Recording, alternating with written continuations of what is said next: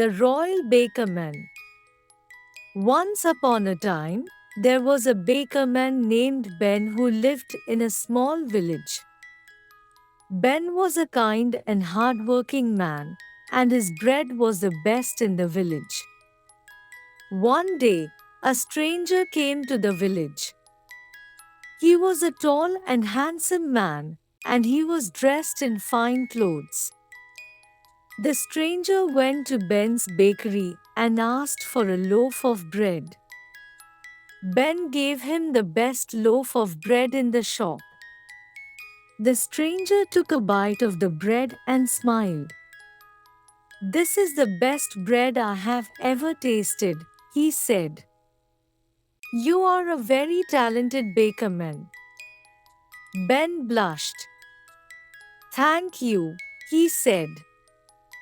The stranger then asked Ben if he would be willing to bake a special cake for him. He told Ben that he was a prince and that he was getting married soon. He wanted Ben to bake the wedding cake for him and his princess. Ben was honored to be asked to bake the wedding cake for the prince. He agreed and he set to work immediately. Ben spent several days baking the cake. He used the finest ingredients, and he decorated it with the most beautiful flowers.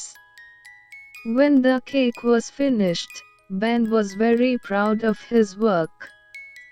He knew that it was the best cake he had ever made. Ben delivered the cake to the prince's castle on the day of the wedding.